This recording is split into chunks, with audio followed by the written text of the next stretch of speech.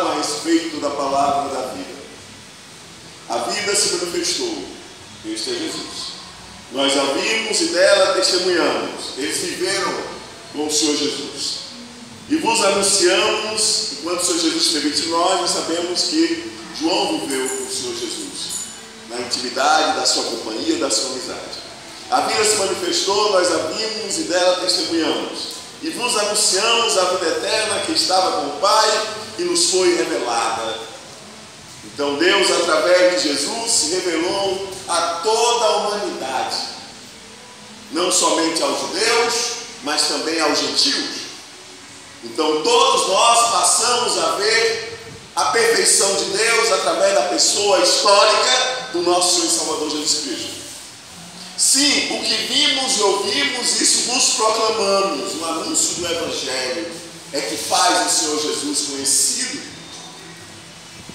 É como eu falei na última vez, não é um estalo de repente que a pessoa diz que passa a conhecer a Jesus de uma hora para outra. Não, é através de ouvir a palavra de Deus. Essa palavra gera em nossos corações a fé necessária para crermos no Senhor Jesus, na pessoa que Ele é e no que Ele fez por nós.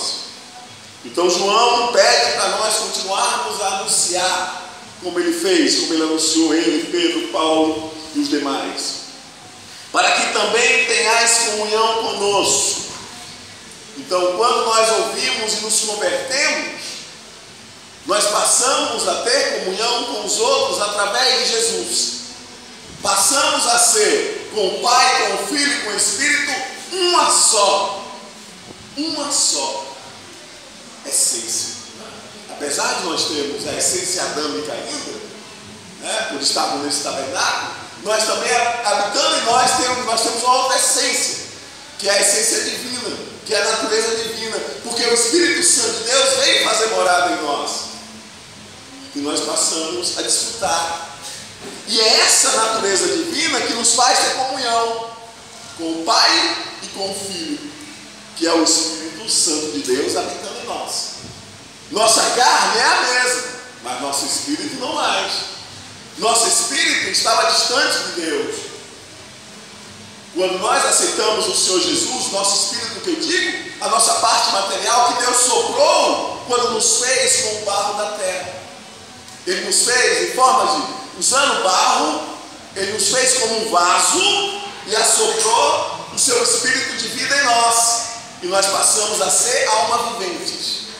Hoje, quando aceitamos o Senhor Jesus, quando temos o Espírito Santo de Deus, não somos mais somente alma vivente, mas nós também somos Espírito vivificante.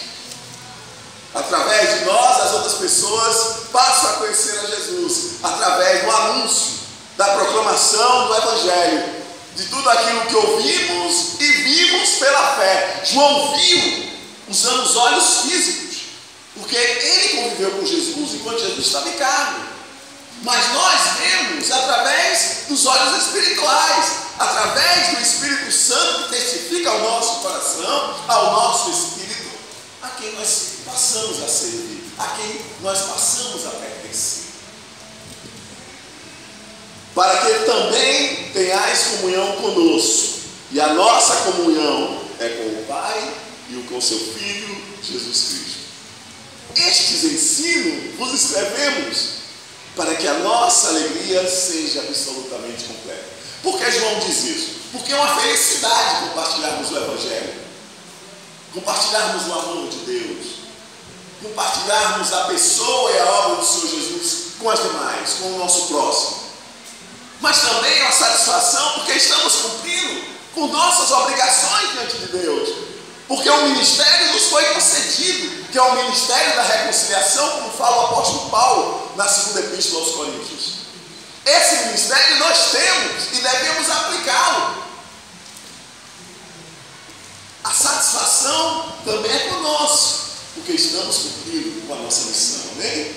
Isso nos torna completos, não somente porque nos alegramos com aqueles que ouvem e aceitam, mas conosco, estamos cumprindo com a nossa missão.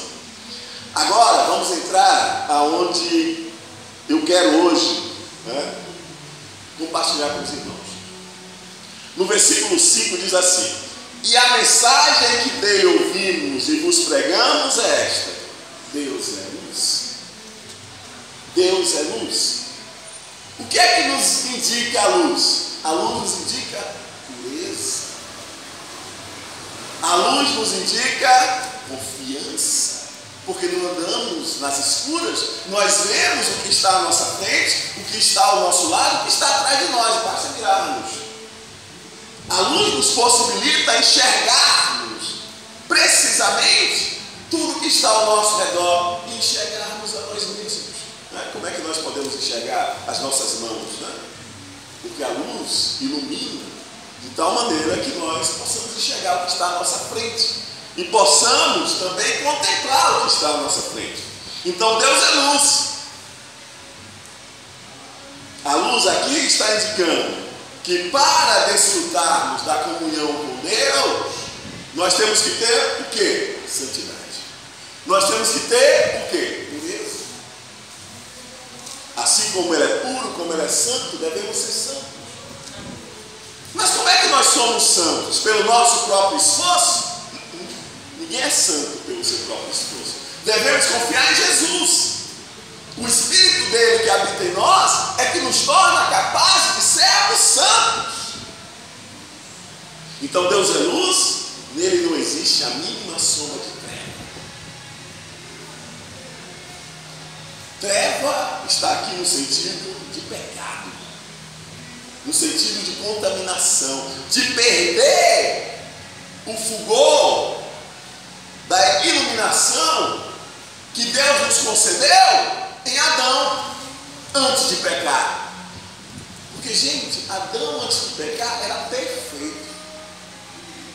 Ele era perfeito físico e espiritualmente. Mas ele foi dando lugar à tentação. Ele não confiou plenamente em Deus, no sentido que ele foi alimentando a tentação. E não podemos brincar com a tentação. Não podemos brincar com as nossas fraquezas e limitações. Devemos nos fortalecer em Deus para negarmos, para renunciarmos o pecado. Porque uma vez cedermos à tentação, vem o pecado. E o pecado gera morte. Não somente morte física, mas também morte espiritual. É claro que nós só conhecemos a morte porque Deus nos fez imortais.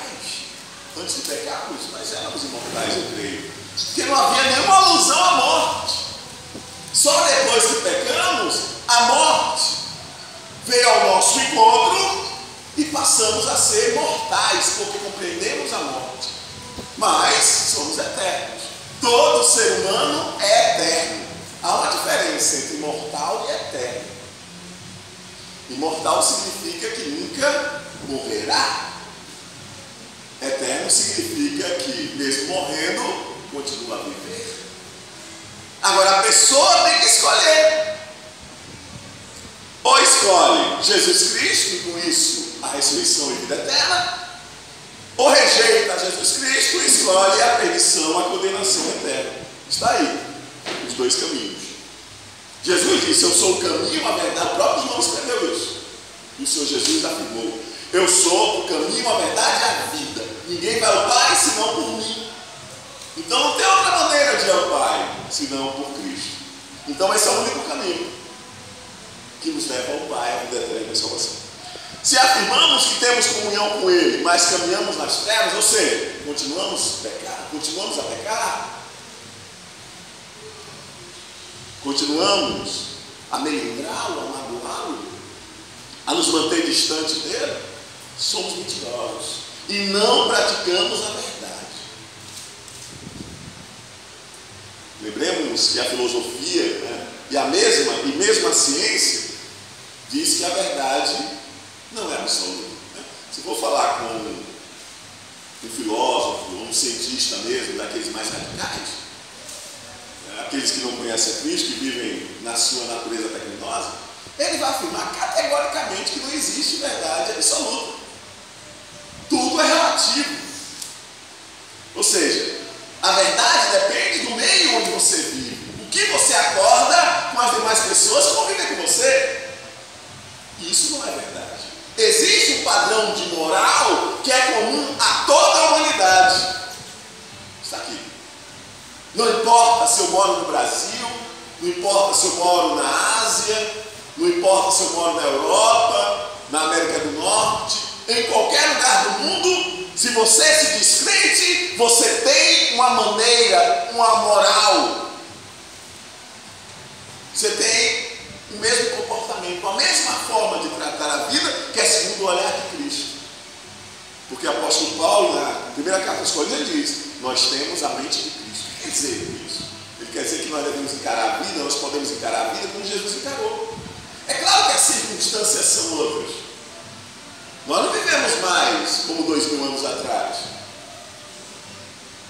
Mas os problemas são os mesmos. Na essência, no âmago da questão, os problemas são os mesmos, que são oriundos do pecado. O pecado é que nos traz todos esses problemas que nós estamos vendo. É o pecado que nos traz violência, é o pecado que nos traz a morte. E as pessoas que geralmente dizem, eu ouço, só não tem jeito para a morte, eu digo, tem jeito para a morte. Jesus é o jeito para a morte.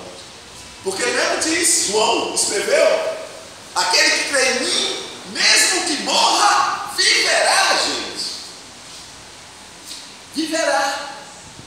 Então, para a morte, há jeito. Se, no entanto, andarmos na luz, como ele está na luz, o que significa andar na luz? Significa andar como Jesus andou. Significa viver como Jesus viveu. Segundo, significa encarar essa vida como Jesus encarou. Significa até comunhão com Deus. Né? Lembremos que Enoque, ele foi trasladado, ele não viu a morte em Enoque. E a palavra é clara, porque ele andava com Deus. Ou seja, ele tinha comunhão com o Pai. E Deus não fez experimentar a morte. Como não fez experimentar a morte, a Elias também. Né?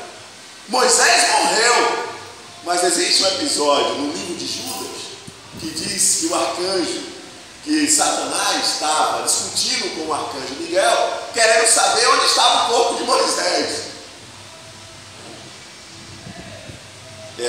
Faz parte do livro apócrifo. O que é um livro apócrifo? É aquele que não foi reconhecido pelo canônico. Se juntaram especialistas durante vários e vários anos para escolherem quais livros sagrados, quais partes da Escritura Sagrada deveria formar a Bíblia. E o livro de Enoque, apesar de ser reconhecido pelos rabinos judeus, ele não entrou na Bíblia judaica e não entrou na nossa. Mas os rabinos, eles consideram muito o livro de Enoque. E Judas utilizou esse episódio de que o diabo contendeu com Miguel a respeito do corpo de Moisés, porque todo mundo que morre, os anjos sabem, e sabem onde está o corpo de cada pessoa. Satanás também sabe. Todas as pessoas que morrem no mundo espiritual, todos sabem a respeito. Só que Satanás sabia que Moisés estava morto, mas não sabia onde estava o corpo de Moisés. Claro, isso não importa a ele. Deus tomou o corpo de Moisés para si. É tanto que no episódio do monte da transfiguração, que escreve, por exemplo, está em Mateus, se não me engano, e lá Mateus relata que Pedro e os demais, Pedro, João e Tiago, viram Jesus resplandecendo, transfigurado, e viram duas pessoas com Jesus, que eles identificaram como sendo Elias e Moisés. Então isso pode ter acontecido mesmo? Elias pode ter estado ali com Moisés? Sim, porque Elias não morreu, e Moisés, apesar de ter morrido, o corpo dele não está na terra. Então pode, sim. É claro que talvez os discípulos, porque não é o próprio Jesus que diz que ali estão Moisés e Elias. São os discípulos que percebem que são Moisés e Elias, entendem? Podem ter sido quaisquer dois outros anjos. Pode ter sido anjos mais próximos, conversando ali, né? Mas aquilo é simbólico, né? Estava Moisés, que representa a lei, estava Elias, que representa os profetas, e estava aquele que representa todos, Jesus Cristo. É tanto que a voz que saiu da nuvem, que eles foram envolvidos pela glória de Deus, né? A voz que saiu da nuvem, este é meu filho, a ele sigais. Então, não é nem mais Moisés, não é nem mais Elias, é a Jesus que nós devemos seguir. E continuando aqui, versículo 7, 1 de João, capítulo 1, versículo 7. Se, no entanto, andarmos na luz, como Ele está na luz, temos plena comunhão uns com os outros. Então, se estamos na luz, nós temos comunhão com os outros. E mais, a coisa mais importante, porque a comunhão vem através disso. E o sangue de Jesus, seu Filho, nos purifica de todo pecado. Então não podemos dissociar o perdão dos pecados da comunhão com os nossos irmãos. Porque a comunhão uns com os outros, comunhão significa nós termos um objetivo comum, e esse objetivo comum é de fazermos, compartilharmos o amor de Deus uns com os outros e fazermos o bem uns aos outros. Mas não é por isso, não é por fazermos as obras que somos salvos. Nós devemos entender isso de uma vez por todas. E João nos traz isso na palavra. Nessa epístola ele nos traz isso. Nós não somos salvos por praticarmos boas obras. Nós não somos salvos por praticarmos a lei. Nós somos salvos pela graça. Praticarmos a lei, nós praticamos porque somos salvos. Porque experimentamos do amor. E porque passamos a ter comunhão com Deus, passamos a andar na luz. Passamos a praticar a justiça de Deus. Então, em nenhum momento, se nós formos ver, porque existe uma lei judaica, né? A lei de Moisés, certo? Que Deus deu ao povo de Moisés, ao povo judeu, através de um anjo que foi promulgado por Moisés. Lembra? Moisés passou 40 dias e 40 noites no Monte Sinai, desceu com as tábuas da aliança, né? E escreveu muitas outras ordenanças. Então a lei é santa, ela foi dada por Deus, mas da forma que ela foi dada, ninguém podia cumpri-la, porque nenhum ser humano foi capaz de cumpri-la, a não ser Jesus. Então, o que significa isso? Significa que nós não somos capazes de cumprir por nós mesmos a lei. Nós precisamos de Jesus. Nós recorremos a Jesus pelo amor que Ele nos concedeu, e a partir da obra que Ele exerceu, chegou a nós a salvação. Aí Deus nos vê como Ele vê a Jesus. Como Jesus cumpriu, nós passamos a cumprir. Não por nosso próprio mérito, mas nós passamos a cumprir a lei porque entendemos o amor de Deus e passamos a amá-lo. João é o único que torna isso claro, tanto no evangelho dele como nessa epístola. Aqueles que têm os meus mandamentos e os guardam, estes são os que me amam. Assim disse Jesus. Assim disse Jesus.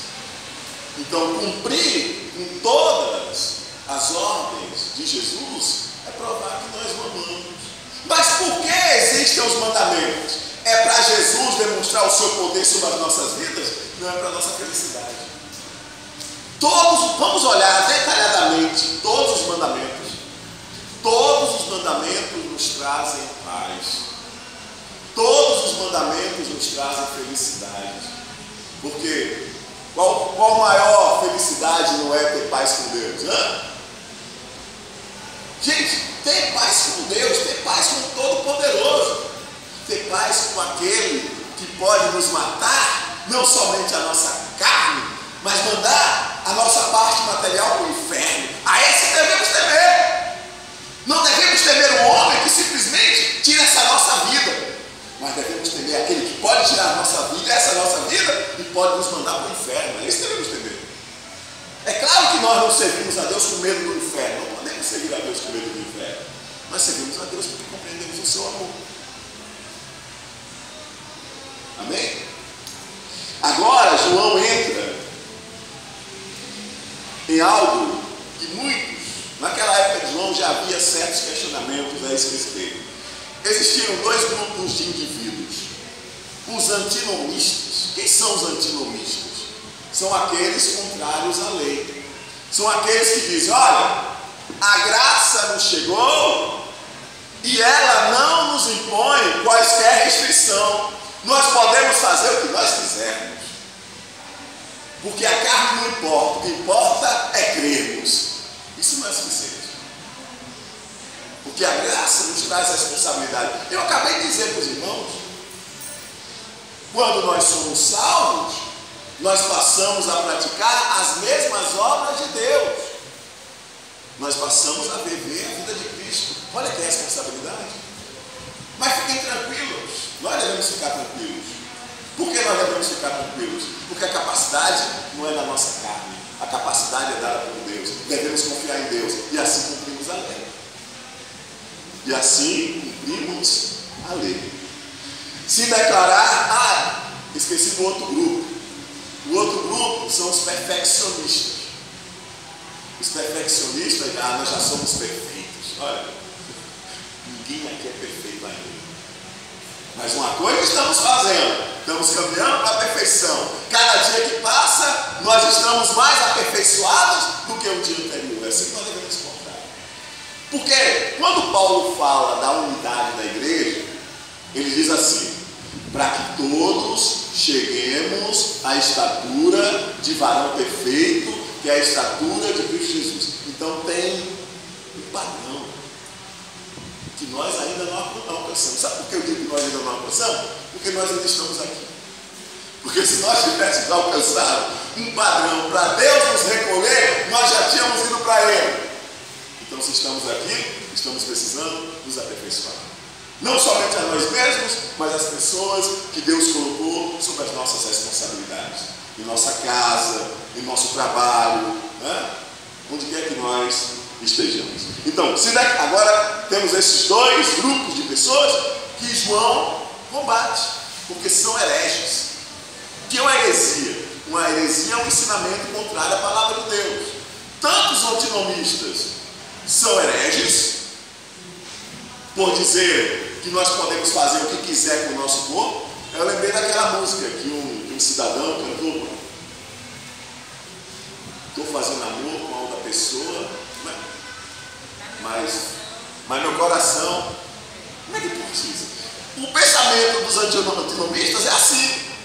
Quer dizer, o que ele faz com o corpo não importa. O que importa é o sentimento. O que importa é crer para eles. Mas não basta isso. Fidelidade é algo que a palavra de Deus requer de nós. Não só a fidelidade conjugal, qualquer fidelidade. A amizade, principalmente a fidelidade para com a obra de Deus. Né? Então, se declaramos, e os perfeccionistas também são hereges, porque já admitem que não precisam melhorar, já são perfeitos. É como se houvesse uma cirurgia precisa que separasse ele da natureza adâmica. E não se pode separar da natureza adâmica se ainda estamos nesse tabernáculo. Esse tabernáculo aqui nos mostra que em nós ainda existe a natureza adâmica, a natureza do homem caído. Sabe quando é que nós perderemos essa natureza? Quando nossos corpos forem transformados em corpos gloriosos. Aí não teremos mais a natureza adâmica, a natureza do homem caído. Mas até lá, o pecado mora em nós. Agora, qual é a diferença de nós para as pessoas que não estão em Cristo? É que o pecado para eles é deliberado. Eles pecam porque eles dizem: nós gostamos disso. O cristão não. O cristão pode pecar? Pode. Mas o cristão peca por acidente. Por um acidente, por um desvio, por um momento. Tanto que João nos diz: olha, irmãos, se confessarmos os nossos pecados, ele é fiel e justo. Então o cristão, quando ele peca, ele imediatamente ele se arrepende. Imediatamente, ele pode demorar um pouquinho de tempo até ele se convencer que ele pecou, até que o Espírito Santo convença que ele pecou. Mas quando ele se convence, ele se arrepende. Isso aconteceu com Davi. Natã, quando Davi adulterou com Betseba, mulher de Urias, e Davi mandou matar Urias porque Betseba se engravidou, para não ser um escândalo.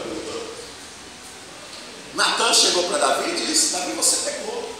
É claro que ele contou a historinha antes, né? Para quê? Para Davi se convencer que ele pecou. Quando Davi se convenceu, pequei contra o Senhor, e se arrependeu, pediu perdão. É assim nossa lida. É claro que nós não vamos cometer um pecado como Davi cometeu. O pecado de Davi foi muito grave. E gente, quando a gente não peca em falar, a gente peca em pensar. A gente peca em agir. Até a gente peca em se omitir. Quando nós vemos algo errado e a gente não promove nada para resolver, nós estamos pecando. O pecado é omissão. Aquele que sabe fazer o que é certo e não faz, peca. Imagina. Estamos rodeados. E a natureza adâmica ainda está em nós. Amém? Mas com a diferença que o Espírito Santo a mortifica. É por isso que nós nos convencemos. Que nós estamos errados e nos arrependemos. Ok? Então João diz: se declaramos que não temos pecado algum, enganamos a nós mesmos. E a verdade não está em nós. Então, somos pecadores ainda? Qual é a diferença? É que nós não vivemos no pecado. Nós não vivemos no pecado. Nós pecamos, mas não vivemos no pecado. Porque no pecado nós fomos regenerados. Nós fomos perdoados. Agora devemos ter a sabedoria e devemos reconhecer o poder de Deus para resistirmos ao pecado, para rejeitarmos a tentação. Não, eu não vou ceder, porque eu sirvo a Cristo. E Cristo tem o melhor para mim. Cristo tem o melhor para mim. Tantas pessoas que estão tão dependentes químicas por causa do álcool, da bebida, que não conseguem nem sentir o cheiro. Já ficam doidas querendo beber. Eu não aguento, eu sou fraco, eu tenho que beber, aí vai e bebe. Quer dizer, está rejeitando a Cristo.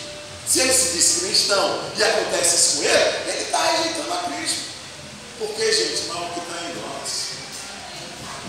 Maior é a capacidade que Deus nos deu para resistir. Tem pessoas que mentem tanto que a mentira passa a ser verdade na vida delas. Não resiste a mentir. Gente, está negando a Cristo. Se ela se diz cristão, porque essa carta foi escrita para crentes. Então João não estava falando de qualquer pessoa, não. Ele estava falando daqueles que se diziam cristãos. Então eles estavam rejeitando a Cristo. Se deliberadamente eles pecaram. Agora João diz: olha, nós estamos sujeitos a errar, a pecar, mas com uma diferença. Nós não vivemos praticando o pecado. O pecado em nossas vidas é por acidente. Então João diz: se confessarmos os nossos pecados, ele é fiel e justo. Aleluia. Ele é fiel e justo para nos perdoar com toda sinceridade, gente. Quando nós entramos na presença de Deus pedindo perdão dos nossos pecados, com toda sinceridade, nós somos perdoados. Nós somos perdoados. É por fé. Não é por nossa capacidade de entender isso, não. É por fé. Ele é fiel e justo para nos perdoar todos os pecados e nos purificar de qualquer injustiça. Sabe o que é que Satanás faz hoje com as pessoas? Eu já ouvi pessoas falando isso. Não, o pecado que eu cometi é muito grave. Meu pecado não tem perdão. Olha que mentira. Todo pecado é perdoável. Desde que o confessemos diante de Deus, desde que nos arrependamos e confessemos diante de Deus o pecado, Deus é fiel, Deus é justo para nos perdoar. Se afirmarmos que não temos cometido pecado, aí está o erro. Acabamos de mencionar que mesmo nós que estamos em Cristo, Mesmo nós que temos a natureza divina em nós pecamos. Nós estamos suscetíveis a pecar, a errar. Se não é por palavras, é pensamentos, por ações, por omissões. Estamos suscetíveis a pecar. Com uma diferença: nós não devemos viver pecando. Ou seja, não devemos pecar deliberadamente. Pecamos por acidente. É tanto quando o Espírito Santo nos convence de que estamos errados, que estamos pecando contra Deus, nós nos arrependemos e pedimos perdão. E o Senhor nos perdoa. Então, se afirmarmos que não temos cometido pecado, nós o fazemos mentiroso. E sua palavra não está em nós. Então, reconhecer que somos pecadores é uma condição indispensável para termos o perdão. Porque todos pecaram, destituídos estão da glória de Deus. O apóstolo Paulo escreveu isso na carta aos Romanos. E a carta aos Romanos é uma carta que nos traz a justificação pela fé. O que significa a justificação pela fé? Nós somos salvos não pelas obras, não pela lei, mas pela graça. Porque nós necessitamos do perdão de Deus. Então a graça nos traz responsabilidades. A graça nos traz responsabilidade. Não porque de fato ela impõe, mas porque nós que fomos alcançados pela graça sentimos a responsabilidade de agradarmos a Deus, para a nossa própria felicidade, para o nosso bem. Estamos lendo a primeira epístola de João, no capítulo, vamos começar agora o capítulo 2. Caros filhinhos, estas palavras vos escrevo para que não pequeis. Nós temos condições de viver sem pecar? Temos. Nós estamos suscetíveis ao pecado? Estamos. Podemos viver sem pecar? Podemos. Por quê? Porque o Espírito Santo de Jesus habita em nós. Ele é o próprio Espírito Santo de Deus. Então o Espírito Santo... Por que Jesus venceu o pecado? Por que Jesus viveu sem pecar? Porque ele tinha, além da natureza adâmica, que veio do nascimento dele, que veio de Maria, mas ele também tinha a natureza divina. Ele tinha a natureza divina. Porque